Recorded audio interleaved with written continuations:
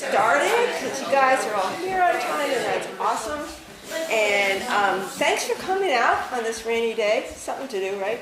And this is Tyler Brown, and he is in charge of a group, part of the Fish and Game Wildlife thing, but also of a special project program around beavers and wetlands and trying to reconcile the pros and cons and all that kind of thing. So yeah. Be nice to him. Thank you. So thanks everybody for coming out this evening. Again, my name's Tyler Brown. I'm a wildlife specialist with Vermont Fish and Wildlife. I've been with the department now for a little over 12 years. I've held various roles within the department. I started out in the fisheries division, helping electrofish for trout and sample trout streams. Same with bass. I spent some time working on the lake sturgeon project up in Lake Champlain, monitoring lake sturgeon. We were actually netting them and putting acoustic tags in them to kind of track their movements through the lake to get a better understanding of how they were using that habitat. And then in 2016, I switched over to the wildlife division, where I took over the Beaver Wetlands Conservation Project. And I've been doing that ever since. So tonight, or this evening, we're going to talk about beavers, everything beavers, beaver biology, the history, some management, and then some of the techniques that are available and solutions that are available to folks in Vermont who may be experiencing conflicts with beavers. Beavers are an awesome species. They do a lot of really good work, but they can also create headaches for a lot of people when they set up shop in the wrong spot. So we're going to get into all of that here in a little bit. But I first wanted to start out with this, just in case people weren't familiar with the work that Vermont Fish and Wildlife does. Our mission here at the department is the conservation of our fish, wildlife, plants, and their habitats for the people of Vermont. And when most people think of the department, they're thinking about us managing deer, stalking trout, and things like that. But we actually also do a lot more than just that. We monitor natural communities, plants, invertebrates, and then also habitat. Habitat is key. If we want healthy wildlife, we need healthy, connected habitat. So our department, we have a group of people that monitor or oversee the game species like deer, black bear, turkey, our fur bearer program. But that actually makes up a pretty small portion of our department. The majority of our staff within the department are focusing in on habitat. Because again, habitat is so important. If we want healthy wildlife, we need to have healthy, connected habitat. And we serve everybody. So that includes our hunters, our trappers, our anglers, people who like to photograph wildlife, people who like to bird watch, our communities. We do a lot of work with private landowners. So another portion of my responsibility is working with landowners in Windham and Windsor County, part of NRCS's EQIP program. So that's a cost share program that incentivizes people to improve wildlife habitat on their property. So that's another big portion of what I do. And then we also serve future generations, which I think is super important to make sure we're having these healthy, abundant wildlife populations for our kids and our grandkids to continue to enjoy. So diving into beavers, how many people have seen a beaver, seen evidence of beavers? All right. It's almost always everybody's hand goes up. There are species, like I said, that when they're on the landscape, you know about them. So on land, beavers are this kind of clumsy, humpbacked animal. They're really well adapted for life in the water. They don't venture far from the water's edge. When they're in the water, they're kind of this long, torpedo-shaped body. They have this long, flat tail that acts as a rudder. They have large hind webbed feet that help propel them through the water, so they're really efficient at swimming, really good swimmers. They have transparent eyelids that close over their eyes so they can see underwater. It protects their eyes, and they can see pretty well when they're swimming underwater, so it protects them from sticks and other vegetation that may poke them in the eyes.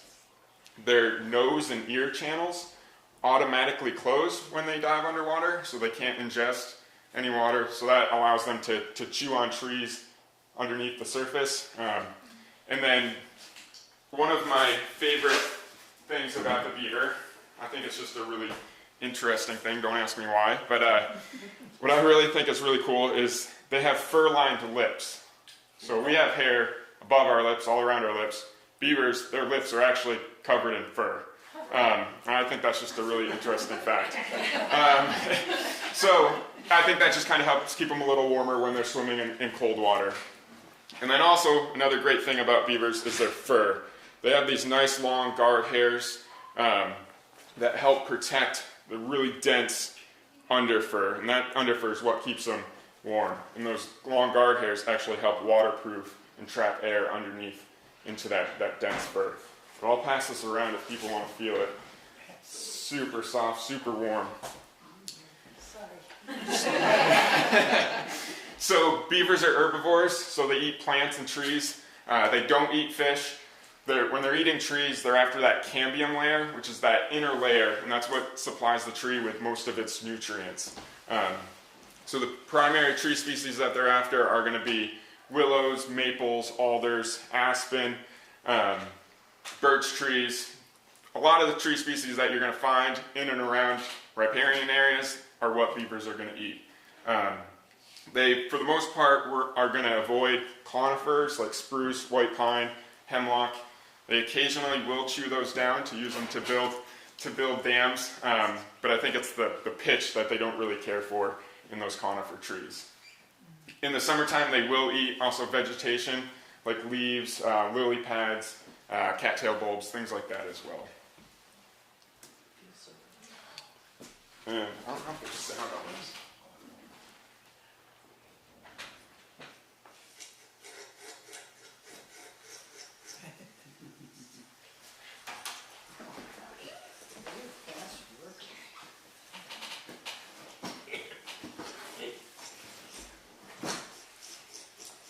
So beavers are rodents, so their front teeth are continuously growing. So they're always having to chew on trees in order to prevent their teeth from getting too long. So their front incisors, I don't know if these go back. That one doesn't. But their front incisors are actually pretty long, and you only see a small portion of that. So they're really good at chewing down trees. They prefer the smaller diameter trees just because they're quicker to chew down and easier to maneuver rather than a great big tree, but they will chew through those. And you'll also notice on the skull that the beaver's eyes sit right on the top of its head. So when it's in the water, all its head can stick out and the rest of its body can be underwater. And again, they feel a little safer when they're in the water than when they are on land. And they have their front incisors that they're using to chew down trees, and then they have these big molars that are nice and flat, and that's what they're using to grind that bark up. So question? Yeah. So you're saying it would be safer because they can see, but who are their predators? So historically, it was wolves. Wolves were a pretty good predator of beavers. There's been a bunch of studies kind of out west where beavers and wolves still overlap, and wolves are a pretty efficient predator for them.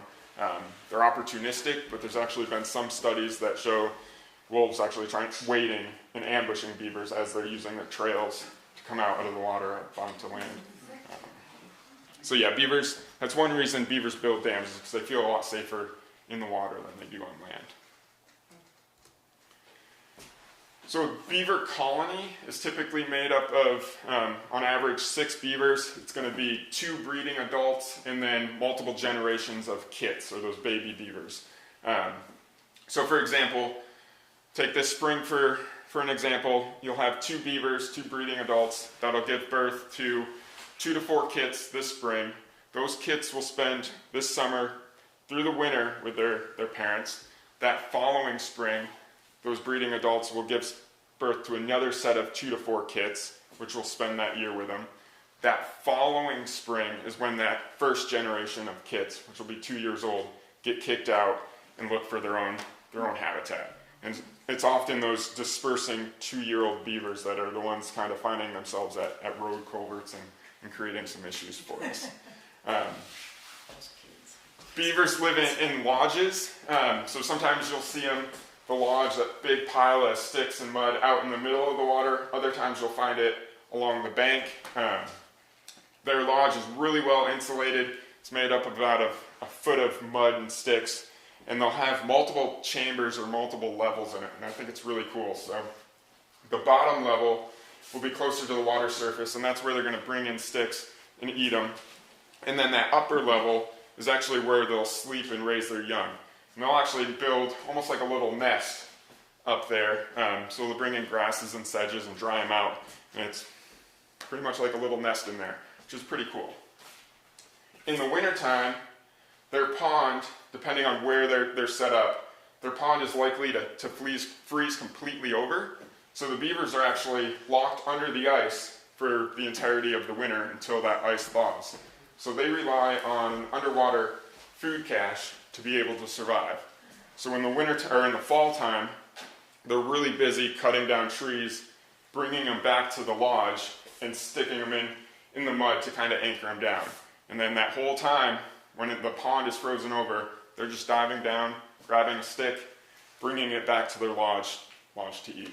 So if we have a really cold fall, or it freezes over early, or if we have a late thaw and it doesn't thaw out early in the spring, and the beavers don't have a big enough food cache, they could potentially starve.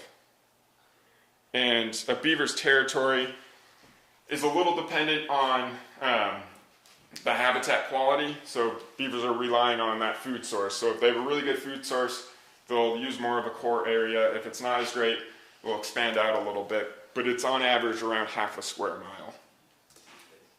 Does their metabolism slow down a little bit? No? It probably does a little bit. They're still active. They don't hibernate or anything, but they're really just hanging out in the lodge, waiting for the ice to thaw. Yeah.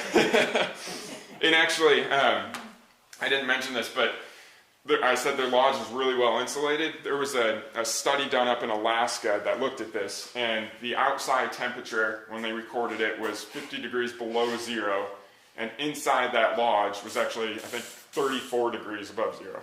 So it's really well insulated, and beavers can kind of generate that heat. And also another cool fact is that they have a little air vent at the top of the lodge, which allows like air to come and go. So in the wintertime, a really easy way to tell if a beaver lodge is active is to look at the top of the lodge. Because as that warm air flows up through that vent hole and hits that cold air, it will actually freeze, and you'll get like the water crystals or the water vapors that freeze there.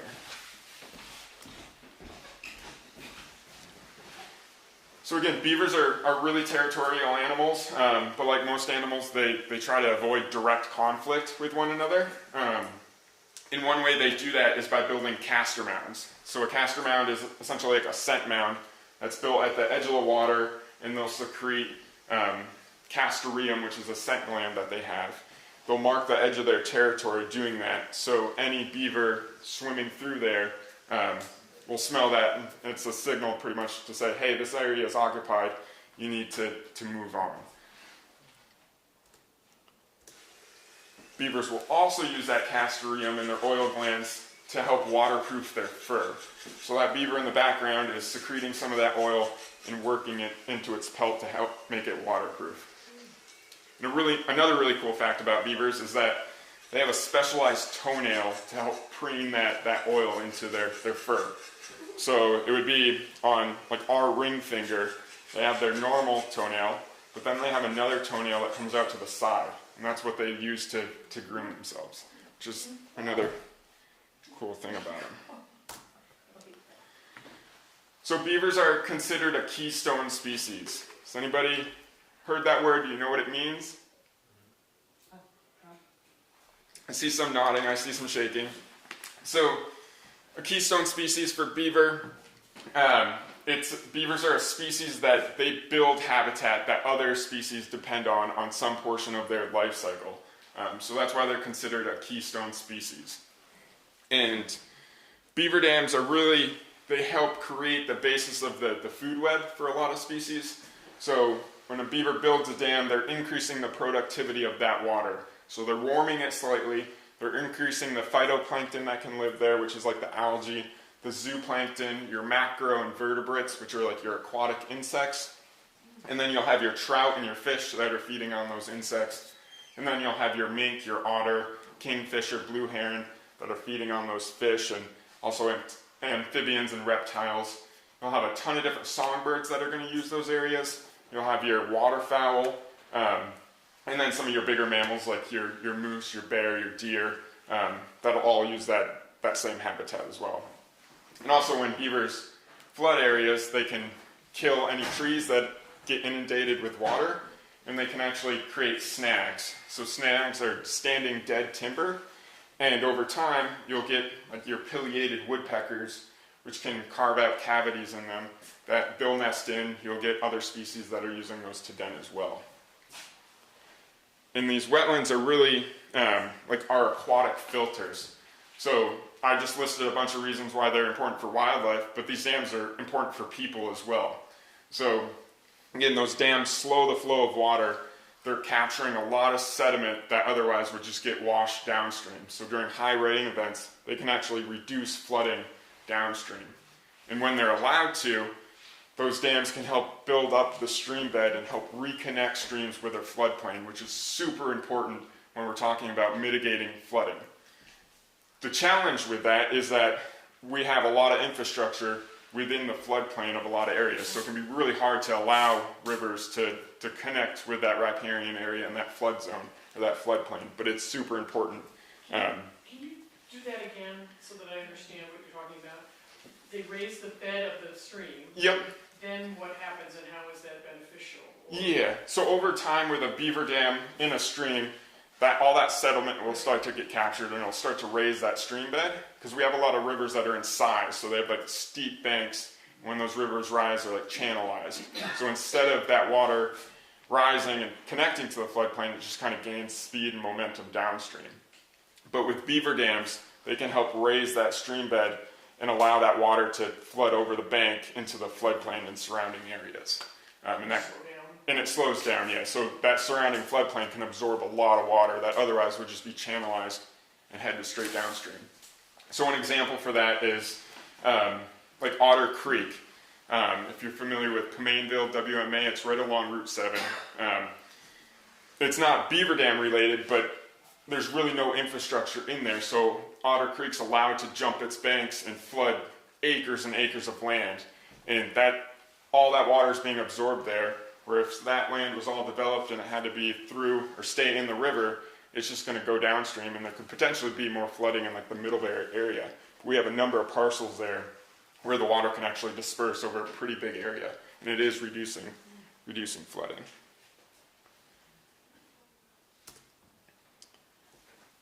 So a lot of people think when they hear beaver wetlands, they think about the importance of them when they're active with beavers. But they're actually just as important when they're inactive with beavers as well. So beaver-created wetlands are cyclic.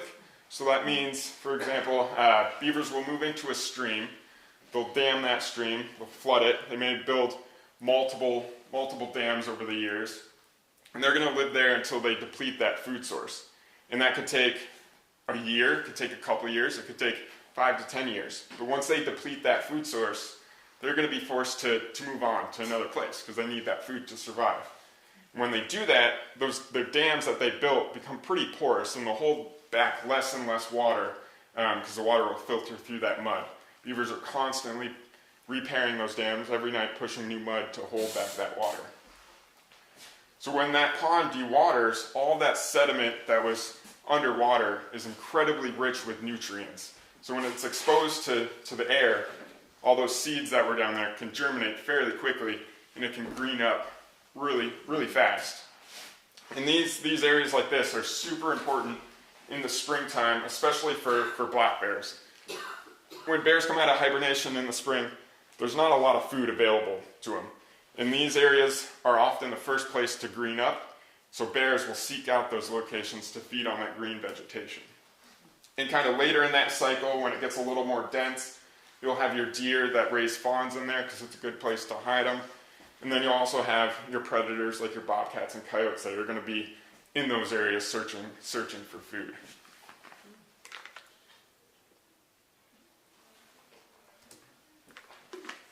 So we're going to shift gears a little bit to fully understand where we are today with beavers and the beaver population and some of the conflicts we have today with them.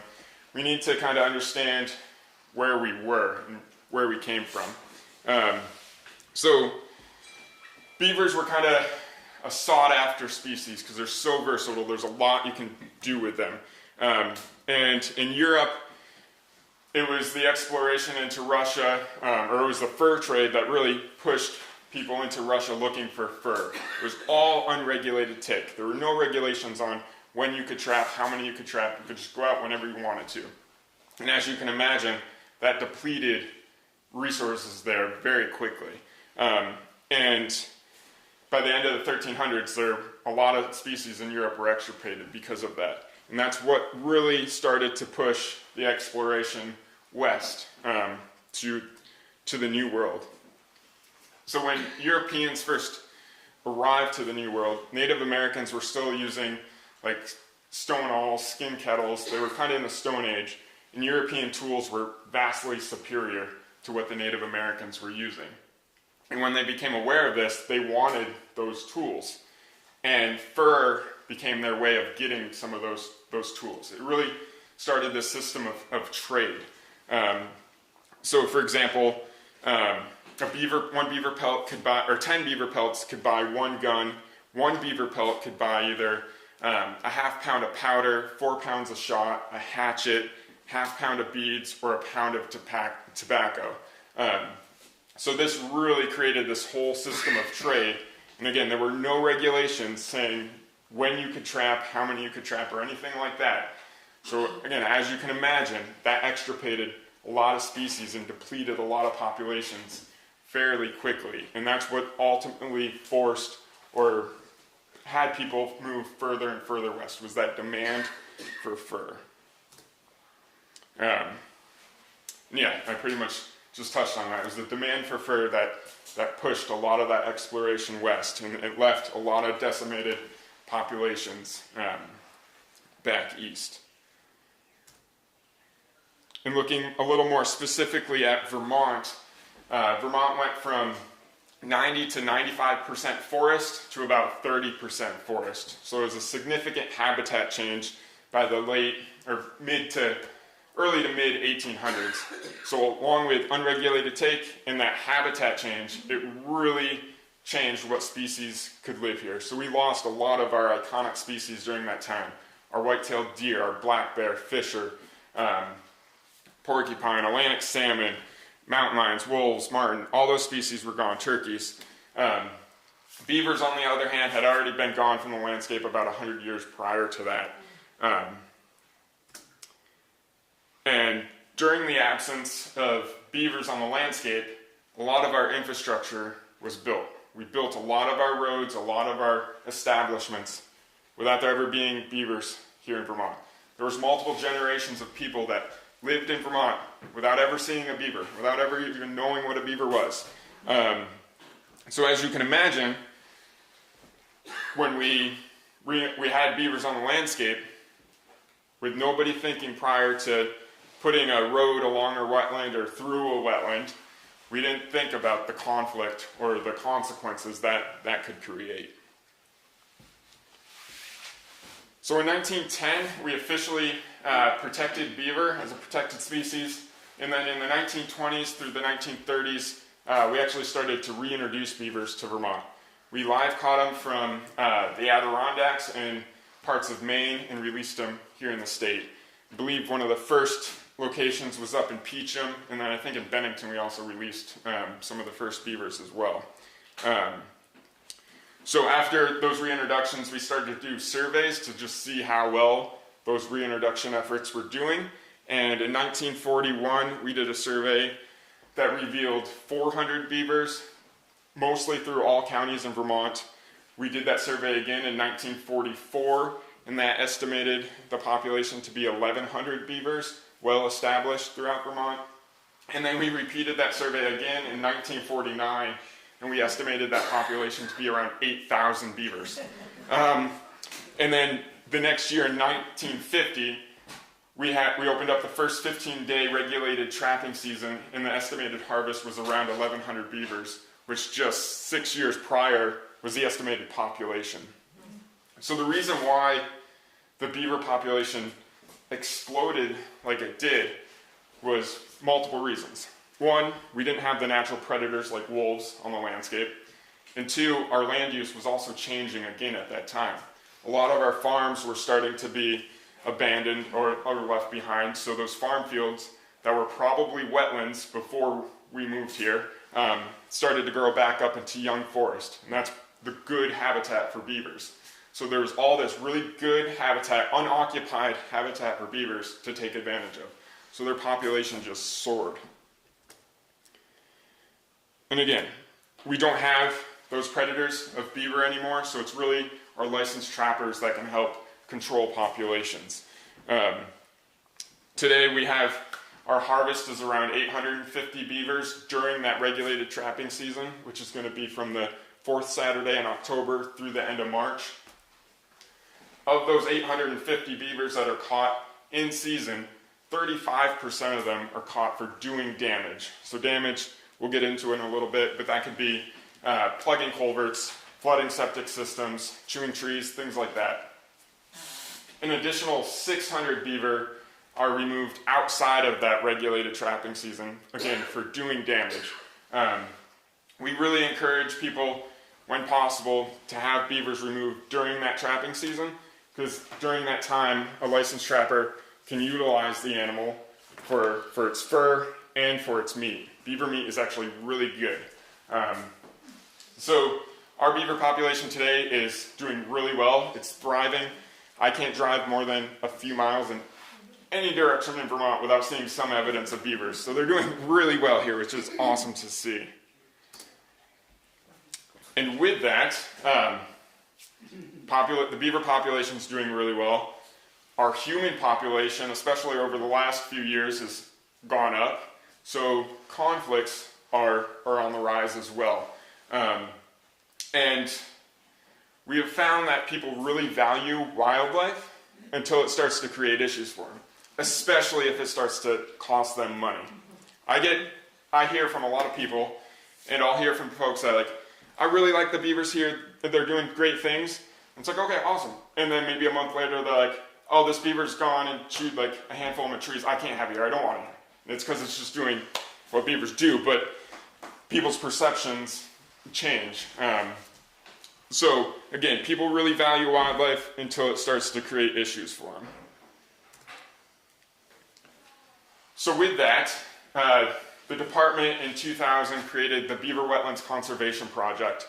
And this is a project that provides on-site technical assistance to landowners, town road crews, towns, anybody who's having issues with beavers.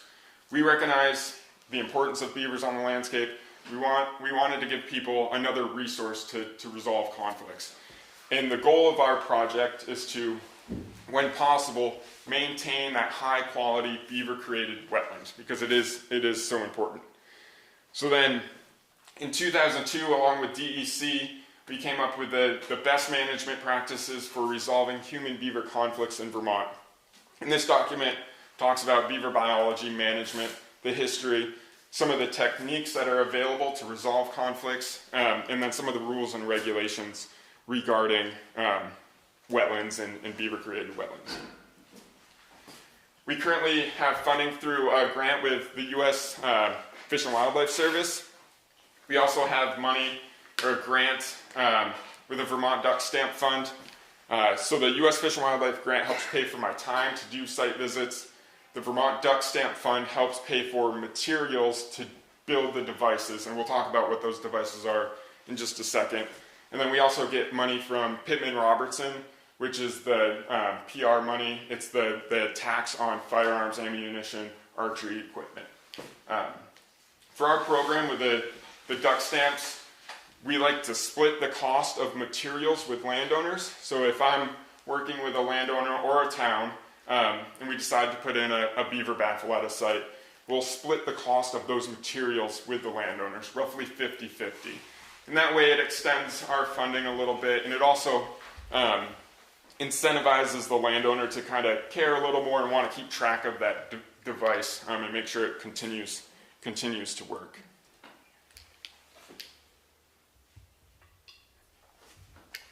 So we get all sorts of calls. A lot of the common conflicts are beavers chewing trees, plugging culverts, flooding roads,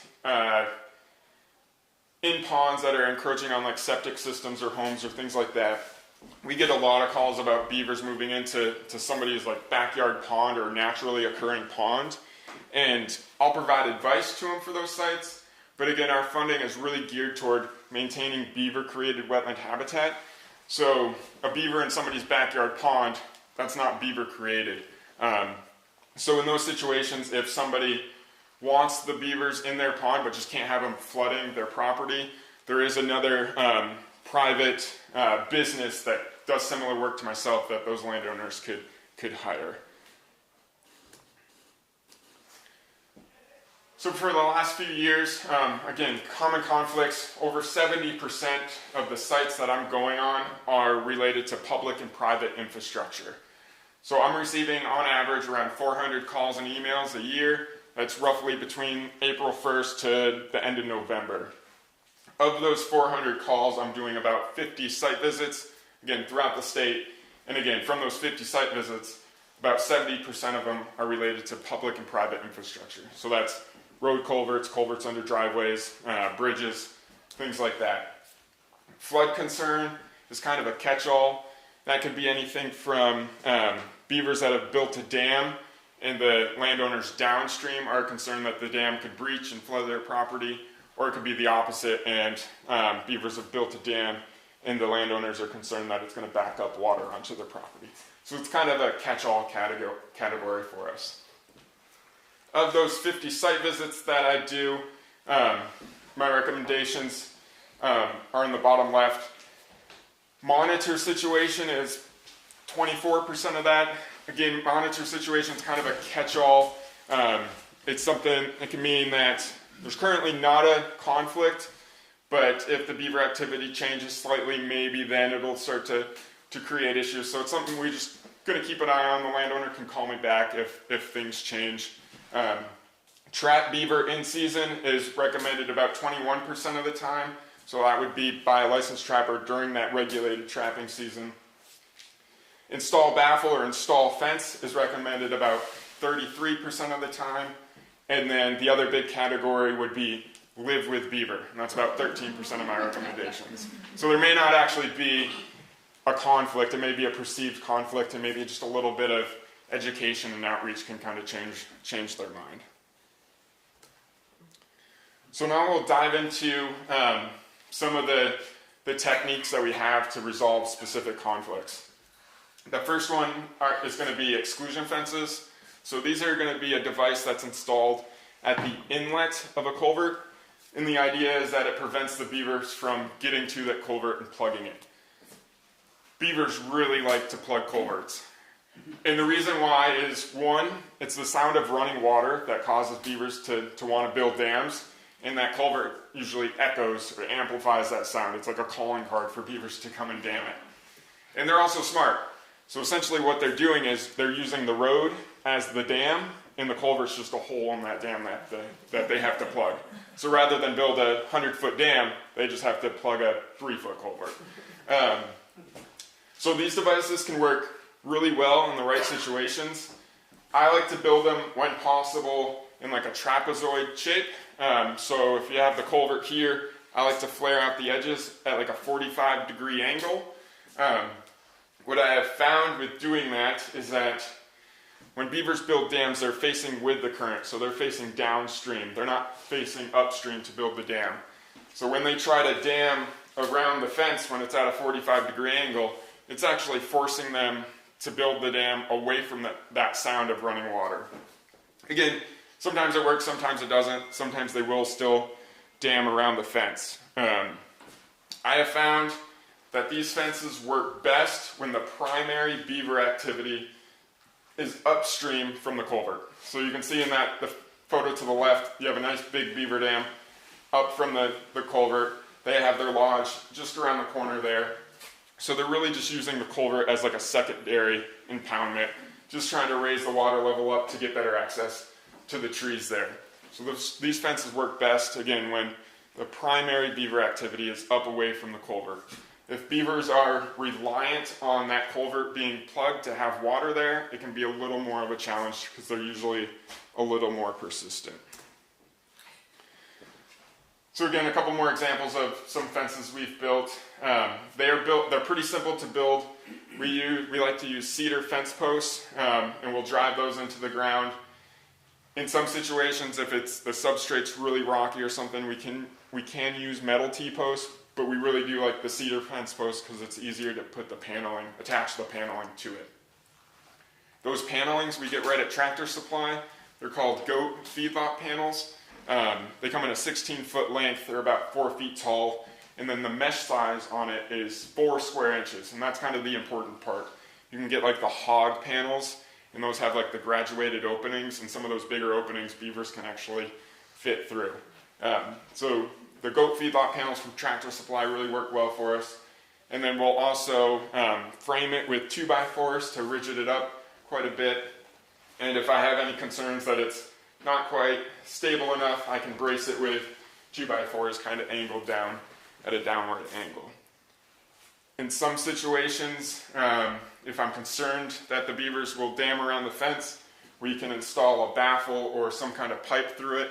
The idea with that being is that it'll limit how high the beavers can build up on that dam. So if they were to start to dam around this fence, they could raise the water level up a bit, but at a certain point it's going to enter that pipe and theoretically reduce how high or how much water could be there. In some situations, we kind of got to work with what's there. So like this site here was all ledge. There was no way you were pounding any posts into the ground. So we just built a cage out on dry ground and set it in place. Again, something like that, if beavers are really persistent, it's going to be fairly easy for them to dam around that fence. And during high water, since it's not anchored down there, it can shift fairly easy. But again, it's an option in some locations. So fences don't work in all situations. It is very specific on where they are going to be successful. Water volume, water depth, the substrate, the site layout, and then beaver activity are all factors on how successful these devices are. So in areas where there's a lot of water flowing through a culvert, it can be difficult to get a fence to withstand that water volume, especially if you get kind of any flooding. And then beaver activity is also another really important part of it. So I spent the better part of a day with V-Trans at this site a few years ago. Built a nice fence, we put in a baffle with it, and then I think that's a week later, it was completely underwater. In this particular site, it's a major road. You have a nice wetland that the beavers were trying to occupy up here, and then downstream, there was an even bigger wetland that the beavers have been there for a number of years. And again, they're starting to expand up. And probably when this road was built, there was a ditch made along that road that went into the wetland. And it was very easy for the beavers to block that ditch off and raise the water level up. And that's exactly what they did, is they dammed that ditch on the downstream side of the culvert and backed the water right up through the fence, and then they were able to swim right over it. So those are, again, some of the challenges that we deal with.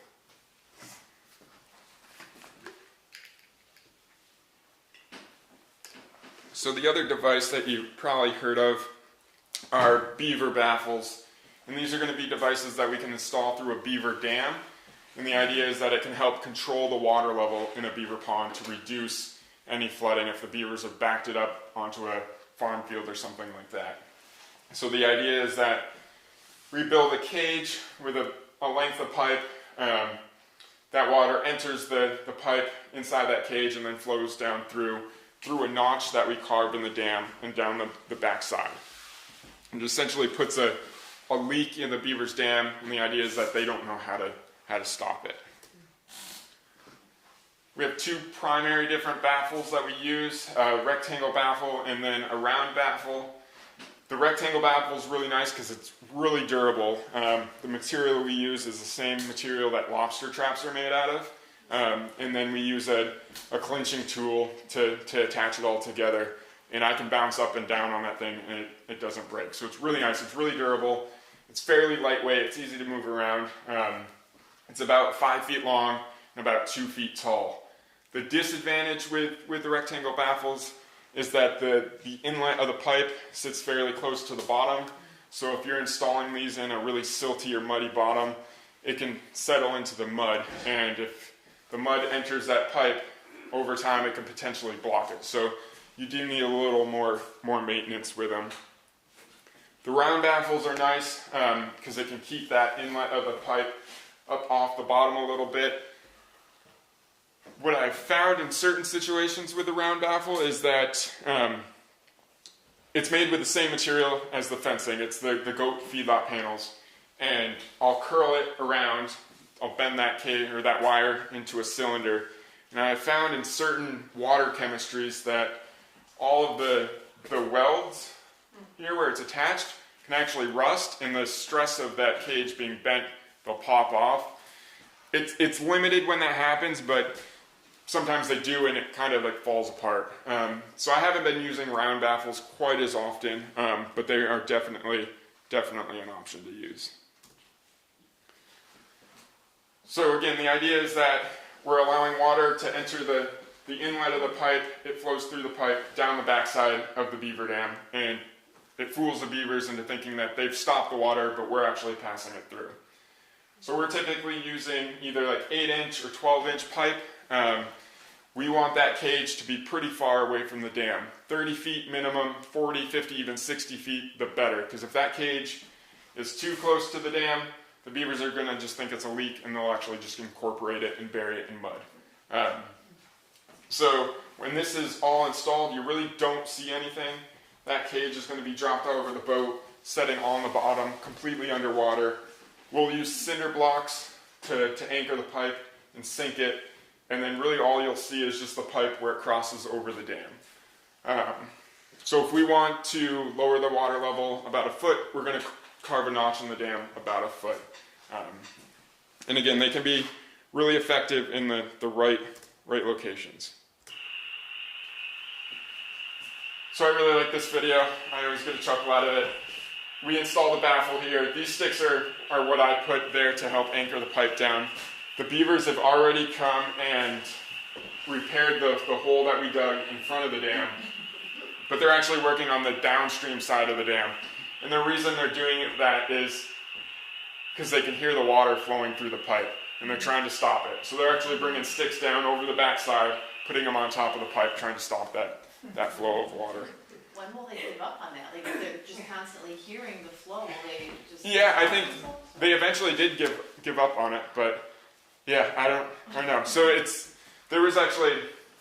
again, the sound of running water is a trigger for beavers to build dams, and there was a researcher, I believe in Sweden, and I don't know if it was 1800s or it was probably 1900s because he had a tape recorder, but he had a couple of young beavers, I don't know how he got them, and he had like an in-ground pool without any water. He put the beavers in the pool, gave them a bunch of sticks and rocks, and put a tape recorder in that area, playing the sound of running water. He came back the next day, that tape recorder was completely buried with those sticks. So, yeah, the sound of running water does drive them a little bit crazy. So after the baffle's installed, the idea is that it will lower the water level in that pond to kind of create that headspace. Baffles can maintain that lower water level during average flows. So the water's still going to rise when it rains. We can't prevent ponds from rising or rivers from rising when it rains. That's just going to happen. So there needs to be some level of tolerance with the folks we're working with to allow that water to fluctuate. If they need it to not do that, it's going to be really difficult for a baffle to work. Because again, we're only using 8-inch or 12-inch. In some situations, we'll use 2 12-inch pipes. But again, it's limited to how much water that can actually move. So similar to the exclusion fences, water volume, water depth, the site layout, and beaver activity are all kind of factors in determining how successful these devices are going to be. But again, in the right situations, these can be a really successful, really good tool to utilize. Tyler, what happens when we have floods? Like, do you have to go back and redo everything that you've done before? Yeah, I'll touch on it right after the slide. So with baffles and exclusion fences, we can't just install them and forget about them. They do require maintenance. Maintenance is usually pretty simple. I recommend once or twice a year for baffles, like picking up that cage and shaking off any debris that may be in it. For fences, just clearing off any debris that may wash down. But with a little maintenance, these devices can actually last a really long time. We've had a few devices that we installed in the early 2000s that I just replaced a few years ago. And it was simply because like the wood started to rot on them. So again, in the right places, these can work really well. So this is kind of a map of all of our installations. We have a database, so I keep track of our installations. So I'll perform maintenance to make sure they're continuing to function. So like with the July flooding this year, I got some calls that like dams broke and the baffle's gone or whatever, but there's quite a bit of unknowns in some of those locations. So I'm going to be trying to check in on those sites on this summer. But since the project began in 2000, we've installed over 340 devices throughout the state. That's influenced over 3,700 acres of beaver-created wetland habitat. We currently have around 100 devices that continue to function on average each year. Then you may look at that and be like, well, if you've installed 340, why are only 100 functioning? Anybody have an idea why there's that big a difference? I hinted to it earlier in the presentation. So there's two reasons. One is they don't always work. Sometimes they fail. But the other big reason is that beaver activity changes over time. So we'll go to a site, we'll install a beaver baffle. It may work great for 5, 10 years. Then the beavers are going to eventually leave that site and move on. And when they do that, what I like to do is salvage that material. I'll salvage that baffle.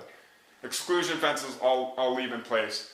But what I have found is that the baffles don't work all that well if beavers abandon a site and then more move back in, because over time that water is going to drain out of that wetland. So when more beavers move back in to repair that dam or build a new one, we'll often key in on the inlet of that baffle and we'll just bury it. So you really have to install it after beavers have built the dam and not before. But that's why there's such a difference there, is because beaver activity changes over time. But from those 100 devices that continue to function, we're continuing to influence around 1,200 acres of beaver-created wetland habitat. And again, on average, I install around 15 devices throughout the state every year. So I'd like to end with this slide. Wildlife management is complex. And it's complex for a number of reasons, but one of the courses that I took in school was the Principles of Wildlife Management. And I think there are 12 different principles in that class. The one I always remember is that wildlife management is easy, people management is hard. And it's so true. If we're just talking about managing wildlife species, it's actually fairly simple. But when you add people into the mix, and different opinions, different ideas, it can get complicated because everybody has their own ideal of what they want. So when we're specifically talking about the Beaver Wetlands Conservation Project, no single solution is going to resolve all conflicts. What works here may not work here, what works here may not work here. So one example I try to make or give is that an auto mechanic, they may have a car that's broke and it may only take a couple tools to fix it. They may have another car that may take another couple tools.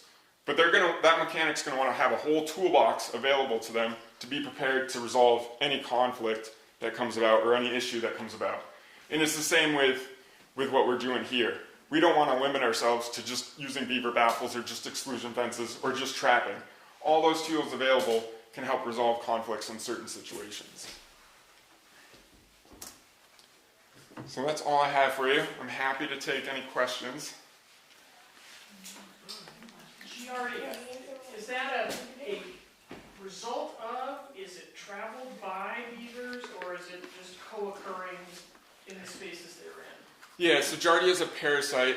Any animal can have it. Beavers often get blamed for it because beavers are living in the water. But deer can have it, dogs can have it, people can get it. So it is something to think about. But what I've found is that if you have a relatively healthy immune system and you're not taking like glasses of pond untreated water, the risk I think is relatively low.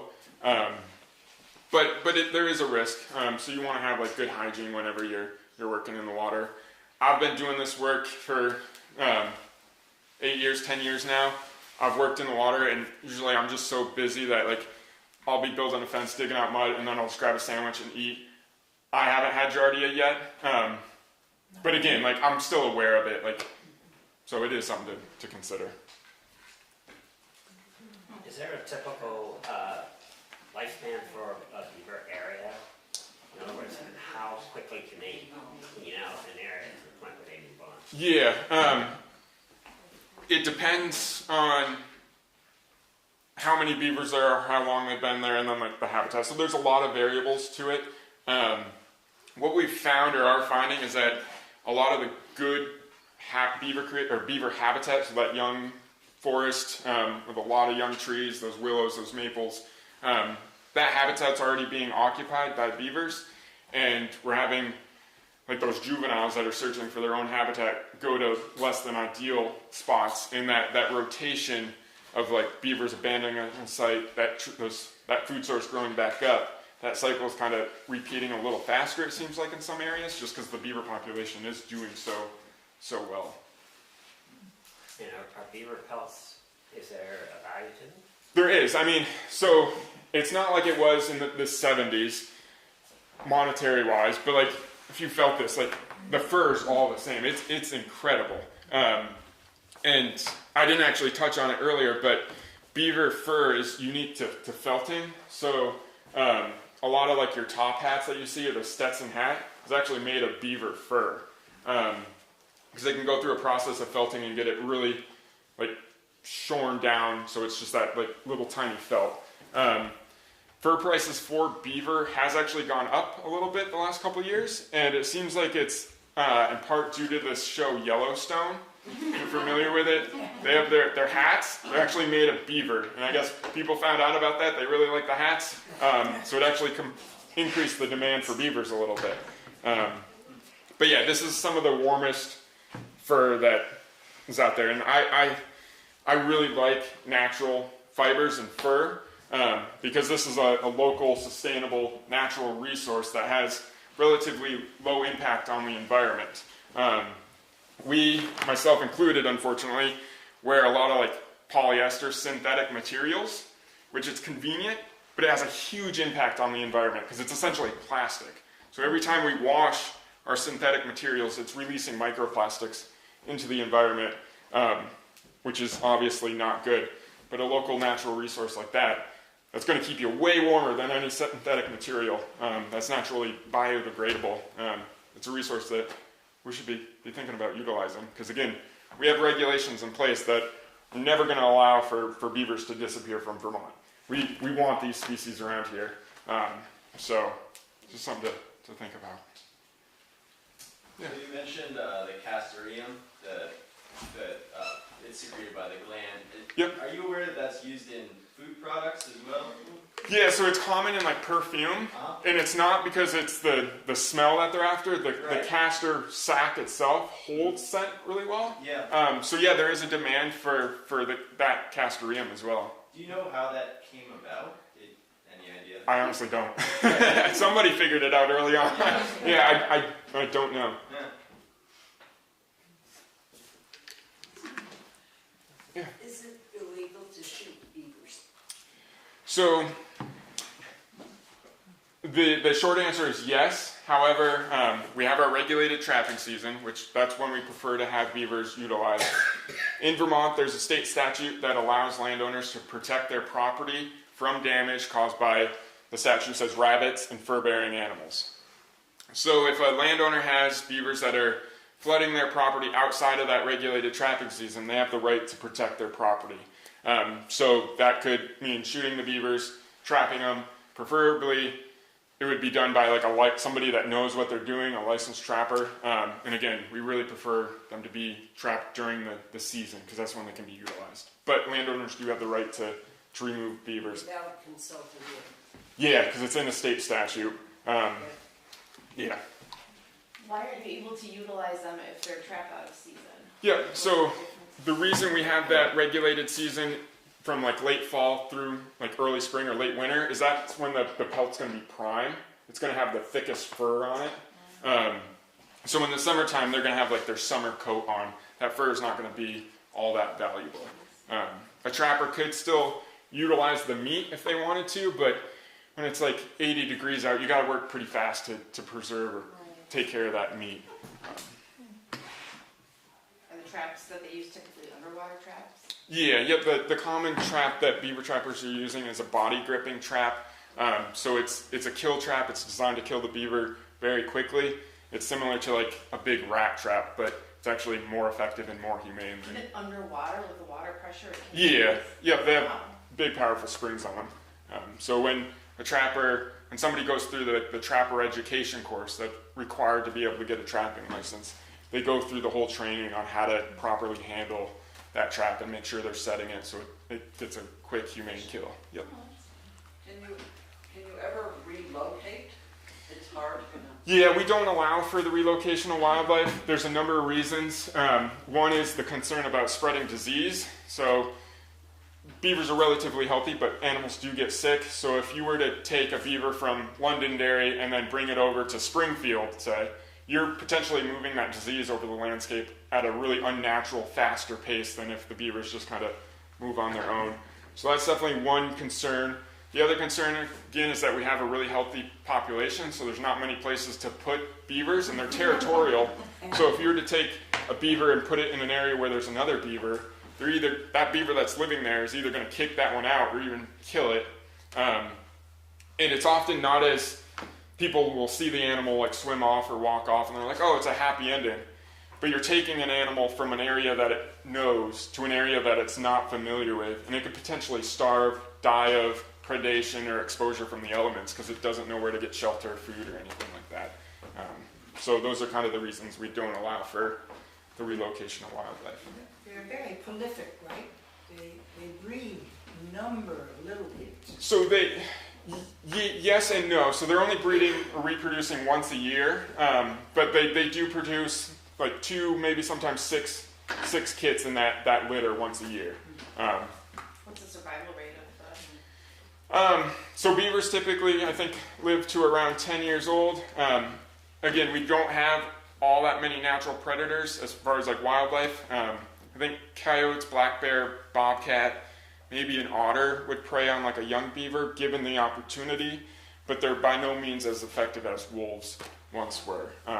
So it's really our licensed trappers that can help kind of manage local populations. Statewide, we just don't have enough trappers to have like a statewide effect, but in local areas, trappers can definitely help control populations.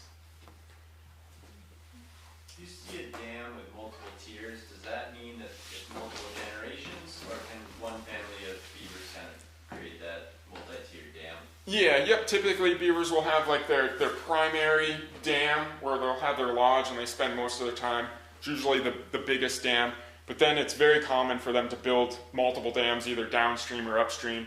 And again, that's just helping impound water, raise the water level up so they don't have to travel over land. But yeah, you could have a couple of dams within a beaver colony, or you could have a couple dozen probably. Yeah. Yeah, I was kind of curious. This past year, we've had a lot of these floods, you know, and I was watching some beaver dams, but I think that they didn't like the floods either. I don't know what happened to them. I think they're still around, in fact, but Yeah, when we're talking, they moved some of the dams. Yep. So beaver dams do break. It's not something we can predict. I can't look at a dam and be like, oh yeah, the next rain event, that's going to wash out. We typically hear about or find out about the few dams that break every year because they can cause damage. But we don't hear about the thousands of beaver dams in Vermont that kind of go through their cycle, never creating issues. With the July flooding that we had, it definitely displaced some beavers because it was just a significant amount. And with that volume of water in such a short time, definitely some places those beaver dams couldn't hold back the water, so they broke and kind of forced the beavers to kind of figure things out. But they're a robust species. They're adapted for life in the water, so it was probably to them like a minor inconvenience, as long as they survive the actual flooding, which I think they're able to. Yeah. Are there any bycatch issues with using those traps? Like, what other kind of animals might get trapped with those? It's really selective to beaver, because again, you can target. The trapper can know like all the different places that a beaver is going to travel, and they can set that where it's going to be very specific to beaver. If you were to set it in some spots, you may catch like an otter, but if somebody wants to avoid an otter, they're just not going to set there. So those traps, when used, are very selective. And when they're underwater, and when a trapper's trapping under ice, When they set them, like, how far do they have to go? it can just be, the regulations are in the water. But again, like, they're really only going to be catching beaver. And when trappers are trapping under the ice, that's the only thing they're gonna catch. So trapping by somebody who's gone through the training is very safe. Are they baited? So when people or trappers are trapping under the ice, they can be. So you can set them where you bait the trap with like a piece of aspen, because that's what, or a piece of tree, because that's what the beavers are going to be eating in the wintertime. But other than that, they're not baited really with any like scent. People will use like castor mounds and bait those, but that trap's going to be in the water still. How many licensed beaver trappers are there in Windham County, for instance? I don't know about Windham County. We have about like 500 active trappers in the state. Yeah. But yeah, I don't know about county. I haven't looked at it in that level of detail. So I've been working on a project with the Beaver Institute Oh, yeah? down in Windham, in the Hudson Valley. Oh, okay. And I've learned so much about beavers. This was fantastic, what you've taught us tonight. And this guy from the Beaver Institute said, look, you need to trap this beaver, these beavers that were causing a big damage for a client of mine. And he said, but there are beaver trappers and there are beaver trappers. And I'm going to tell you, I'm going to recommend a good beaver trapper. And I thought, okay, well that's, I just don't know how you would tell the difference. But I took this guy's advice and this guy was unbelievable. And Yeah. then I took a deep dive into beavers and I'm wondering if you've read Beaverland. I haven't actually had a chance to read Beaverland. I've read the book Eager. Yeah, we've got a couple of them. Yeah. But yeah, like with anything in life, there's the good and the bad. There's always going to be some bad apples. Same with like people who drive cars. There's some people that are pretty good at driving cars, and then there's some people that I don't know how they got their license. And it's the same with like anything in life. There's always going to be the good and the bad. And unfortunately, it's the bad actors that usually, that's what the news always portrays. Because that's, I guess, what's interesting. You don't hear about like all the good people. So a trapper, where do they go? I mean, do they have to call you and say, hey, I'd like to trap some beavers on your property? Or do they call the state? Do they have to get permission from the state? Yep, so with trapping, a licensed trapper can trap on private land if they have landowner permission. They can trap on public land. They don't need state permission or anything because it's open to hunting, fishing, and trapping, like our WMAs. Those WMAs were purchased with license fees and stuff, so they're open to regulated hunting and trapping. But for a trapper to trap on private land, they need landowner permission. How many beavers are you allowed to trap for each person? Yeah, so there's no limit on how many you can catch, and simply it's because we don't have that many people trapping. So if we had a lot more trappers and we started to see that they were starting to have an impact on the population, we can make those changes to change that. So our licensed trappers are required to submit a form every year when they're done trapping, and that form tells us how many traps they had out during that season, and it's broken up by different management units. So there's watershed management units and then wildlife management units. So we can kind of get a breakdown of the land. So those trappers are required to tell us how many traps they had out, the species they were after, how many days they had the traps out, and how many animals they caught. From that information, we can calculate catch per unit of effort, and we can get population trends over time. And that's what we're really interested in. We're not really interested in knowing the exact number of beavers in Vermont, or even like if there's 10,000 or 200,000. We just want to know that the populations are healthy and stable. So with that catch per unit of effort, we can actually see that beaver populations have been fairly stable, if not increasing slightly over the last 10 years. And again, we wouldn't have any of that data if it wasn't for our licensed trappers. We wouldn't have a lot of that information. We also, from our trappers, they're required to turn in carcasses of bobcat, otter, and fisher. And because of that, we've been doing that since the 70s, I believe, or right at 1980 maybe. We actually have the best data set in the country for sex and age data for those three species. We actually have researchers from all over the country, even up into Canada, coming to us because they want to use our data because it's such a good data set. And because we have those carcasses, we can actually take genetic samples, tissue samples, and one of the reasons you probably heard about rodenticide being in some, the only reason we know about that is because our trappers are actually turning in those carcasses and we were able to test those liver samples. So trapping it's a really good way for us to collect that data, and without trapping, we're going to lose that ability to really monitor these species, because we can't just travel the roads and pick up roadkill, because one, that's a huge resource sink for us. The viability of it is pretty low because you don't know the quality of those samples. We use trail cameras to monitor quite a bit, but again, we can't get genetics from that, and it's very limited. It's very resource intensive to operate those trail cameras. So trapping definitely is still really relevant today and an important resource for us to be able to utilize.